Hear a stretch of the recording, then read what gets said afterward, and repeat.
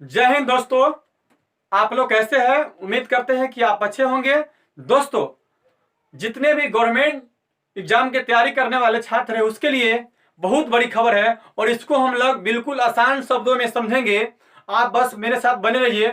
दोस्तों, जिस तरह से हम लोग रेलवे, एसएससी, बैंक का अलग अलग का एग्जाम का प्रिपरेशन करते थे, तैयारी करते थे, वो सबके लिए अलग अलग हम लोग को एग्जाम देना पड़ता था। प्री, मेंस, ये तीनों जो एग्जाम देना पड़ता था उसमें कुछ बदलाव आई है ना, सरकार ने उसमें कुछ बदलाव की है। और उस बदलाव करके एक नई योजना के तहत ले आया है आपको CET, common eligibility test. Common eligibility test ये केवल एसएससी, रेलवे, अभी जो फिलहाल जो रखा गया है एसएससी, रेलवे, बैंक, आईबीपीएस के लिए। दोस्तों, ये संस्था, इसके लिए जो सीईटी मतलब कॉमन एलिजिबिलिटी टेस्ट, ये आपको पास करना पड़ेगा। जब ये पास करेंगे तभी आप क्या अलग अलग जो आपका एसएससी बैंक है ये इसके लिए आप फॉर्म फिलअप कर सकते हैं दोस्तों। और ये जो एग्जाम होगी इसे एसएससी, बैंक, रेलवे के लिए, जब तभी आप एग्जाम पास कर जाते हैं वो आपको प्रथम स्तर का एग्जाम होगी। और ये जो एग्जाम होगी साल में कम से कम 2 बार होगी, है ना। और आप इसमें कितना भी बार एग्जाम में बैठ सकते हैं, ये आपके लिए छूट है दोस्तों। ऐसे कहा जाए तो टेंथ पर, ट्वेल्थ पर, ग्रेजुएशन पर एग्जाम मतलब 10th लेवल का इसका जो फंडा है वो अलग बनाया गया, 12th का फंडा अलग बनाया गया, जो ग्रेजुएशन का अलग बनाया गया। हम कह सकते हैं कि इस तरह से आपको एग्जाम होने की जो अगर अलग अलग तीनों चीज पर एग्जाम होती है तो साल में आपको 3 एग्जाम हो सकती है। लेकिन इसको अभी विस्तृत रूप से अभी क्लियर नहीं कर पाया, अभी 2 ही एग्जाम, दो के ही बारे में अभी बताया जा रहा है दोस्तों। अब आप सीईटी क्वालिफाई करने के बाद ही आप एसएससी, बैंक, रेलवे, मेंस मतलब सेकेंड एग्जाम में आप बैठ सकते हैं, अन्यथा आप बैठ नहीं सकते हैं। ये जो नियम जो है, ये जो नियम जो लगेगी 20 मतलब 2020 तो अभी चल रही है, ये नियम जो आपको लगेगी वो 2021 से लगेगी। तो दोस्तों, आपके मन में ये ख्याल आया होगा कि सर जो अभी आप जो पहले हम लोग फॉर्म फिलअप कर चुके हैं एसएससी का, रेलवे का, बैंक का जो भी एग्जाम होने वाली है दोस्तों, ये सारी जो आपको जो एग्जाम होगी ये पिछले जिस तरह से एग्जाम होती थी उसी तरह ये भी एग्जाम आपको ले जाएगा, है ना। अब जो नई वैकेंसी आती है 2021 का जब, और दोस्तों आप ये समझ लीजिए, और ये नियम आपको होते होते आपको कम से कम ये 2021 का इसका प्रावधान रखा गया है, ये भी आगे भी बढ़ सकती है। इसीलिए आप अपना पढ़ाई जिस तरह से पढ़ रहे हैं उस पढ़ाई को जारी रखिए। आप प्रयास यही, अगर आप इस साल फॉर्म फिलअप किए हैं एनटीपीसी का तो आप दिमाग में ये बसा लीजिए कि हमको ये सीईटी का लफड़ा में नहीं पढ़ना, उसके चक्कर में नहीं पढ़ना है, और इसमें ही हम लोगों को तैयारी करके निकल जाना है दोस्तों। और आपको इसमें और भीड़ होने वाली है, आपको लगेगा कि नहीं इसमें जो पास करेगा ये आपके लिए और टफ होते जा रही है। आप इसको बारीकी से समझेंगे तो अब उसको आपको मालूम चलेगा दोस्त। ये जो नई जो नीति ला रही है सरकार हम लोग को, ठीक है, इसको पालन करेंगे, लेकिन सबसे बड़ी बात यह है कि जिस तरह से नई नीति, मान ली साल में आप 2 बार बोल रहे हैं कि भाई इसका एग्जाम होगा। आजकल जो वैकेंसी जो आती है किसी एग्जाम को कंडक्ट करने में वो 3 साल से अधिक लगा देती है, और ये बोलते हैं कि भाई सीईटी जो क्वालिफाई करेंगे उसका जो वैलिड रहेगी वो 3 साल के लिए रहेगी।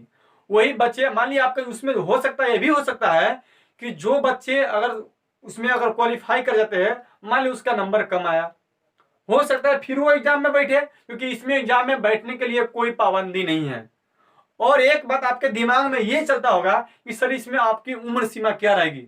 जो गवर्नमेंट की जिस तरह से उम्र सीमा थी वो वही उसी तरह रहेगी और उसी वे में चलती रहेगी।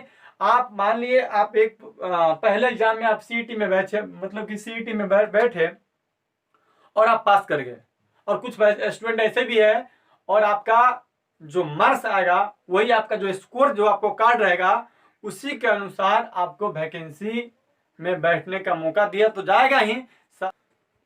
दोस्तों, हम बस आपसे यही कहना चाहते हैं कि आप अपने तैयारी को अब इस तरह से मेंटेनेंस बना कर रखिए कि जो भर्ती आ चुकी है और उसमें आप फॉर्म फिलअप किए हुए हैं और उसका तैयारी कर रहे हैं, तो आप अपने रास्ता से भटकिए मत, पेशेंस रखिए, एग्जाम होगी और एग्जाम मिल जाएगा। दोस्त हाँ, हम लोग को भाई इस बात के लिए दुख है कि जो 2012 में हम लोग को 2012 से जिस तरह से वैकेंसी की अगर सीरीज देखा जाए तो धीरे धीरे वैकेंसी आपको कमती जा रही है। और हम लोग जितना युवा वर्ग है, इस सरकार को हम लोग काफी फुल्ली सपोर्ट किए थे कि एक नई आएगी, एक नई अवधारणाएं आएगी और हम लोग की बहुत राहत मिलेगी। और जो भी युवा वर्ग थे, हम लोग सरकार को काफी सपोर्ट किए थे, लेकिन हमारी जो सरकार है वो हमारे तरफ साफ साफ नजरअंदाज कर रही है। दोस्तों इतना दिन से आप हम लोग को जो एनटीपीसी का फॉर्म फिलअप हुआ है, अभी तक उसका एग्जाम नहीं हो पाई है और पता नहीं उसका एग्जाम कब लेगी, इस साल में होगी कि नहीं होगी, क्योंकि इस 2020 हम लोग को जो चल रही है, इतना जो जिस महामारी से हम लोग दौड़ रहे हैं, दिन प्रतिदिन जो बेरोजगारी उत्पन्न हो रही है न जाने, और जो भी विद्यार्थी जो तैयारी करने वाले हैं उसके दिमाग में तरह तरह से विकार उत्पन्न हो रही है कि सर अब क्या होगा नहीं होगा, है ना। कितना ऐसे भी स्टूडेंट है वो फोन करते हैं और अपने बारे में इतना तकलीफ बताते हैं कि मैं आपको बता नहीं सकता हूँ। दोस्तों सबसे पहली बात है कि सभी स्टूडेंट अभी घर में बंद पड़े हैं और बोलते कि आप ऑनलाइन क्लास कर ले। कुछ ऐसे भी बच्चे हैं जो गांव में है, उसके यहाँ नेटवर्क नहीं है, उसके यहाँ बिजली नहीं है, उसके कारण क्या होता है सही ढंग से वो ऑनलाइन क्लास कर नहीं पाते हैं। दूसरी बात यह है कि वो अपने परिवार को आर्थिक इतना कमजोर है कि वो एक तरह से एक एंड्रॉयड सेट स्मार्टफोन वो खरीद नहीं सकता है और पे नहीं कर सकता है, और खरीद भी लेते हैं तो दोस्त आजकल का जो रिचार्ज है दिन पर दिन, है ना, वो बढ़ती जा रही है और उसको हम लोग पेड नहीं कर पा रहे हैं। दोस्त आपको 1 से 1.5 GB हम लोग को एक दिन में मिलता है। दोस्त क्या क्या उसमें आप पढ़ पाएंगे? उसमें आपको हम लोग को इतना सिलेबस है, इंग्लिश भी है, मैथ भी है, रीजनिंग भी है। आप देखिए हम लोग 400-500 का हम लोग रिचार्ज करवाते हैं, कितना रिचार्ज करवाए, कितना GB डलवाए, ये हम लोग एफोर्ड करने में। दोस्तों जो हम लोग को जो सीटी जो लाई है सरकार, इसका अभी कोई सिलेबस कोई फिक्स अभी नहीं किया कि इसमें क्या पूछेगा नहीं पूछेगा। दोस्तों अगर सीईटी लेती है, अगर ये सीईटी एग्जाम कंडक्ट करती है, आप जरा बताइए जो रेलवे के जो स्टूडेंट थे, जो बंदे थे, जो तैयारी करते थे, हो सकता है कि इसमें आपको इंग्लिश भी पूछे और इसमें इंग्लिश तो रहेगा ही, इसलिए आपके ये जो सीईटी है धीरे धीरे आपका और लेवल बढ़ाते जा रही है। इसलिए दोस्त आप अपने विषय पर लग जाइए, पढ़ते रहिए। हम तो आपको यही कहेंगे कि जो बच्चे इस साल जो फॉर्म फिलअप किया है, तैयारी इसका कर रहे हैं, दिल से तन से तैयारी कीजिए, खुद से सेल्फ स्टडी कीजिए। परेशानी होती है, मैं अपना फ़ोन नंबर दे दूंगा नीचे, और आप वहाँ से मुझे कांटेक्ट करके, मेरा व्हाट्सएप नंबर है, मेरा Telegram channel math bye Tapeshwar, वहाँ से आप जुड़ सकते हैं और वहाँ आप अपना डाउट पूछ सकते हैं। दोस्तों हम लोग को हौसला नहीं हारना है और अपने हौसला को बुलंद रखना है, क्योंकि ये महामारी चल रही है और हर कुछ का अंत होता है, और परेशानी होती है। और देखिए आप एक छोटा सा एग्जाम्पल हम लोग लेते हैं। आप जरा बताइए, जिस समय कभी कभी आप रेलवे ट्रैक पार करते रहते हैं तो आपको जब लाल जो बत्ती जो बढ़ती है उसको देख कर कहने के मतलब थोड़ा देर के लिए हम लोग रुक जाते हैं, पेशेंस रखते हैं। बस वो जो रुकावट जो रहती है बहुत कम समय के लिए रहती है। दोस्तों ठीक उसी प्रकार ये हम लोग को जो रुकावट आई है, ये भी रुकावट खत्म होगी, हर कुछ का अंत है दोस्त।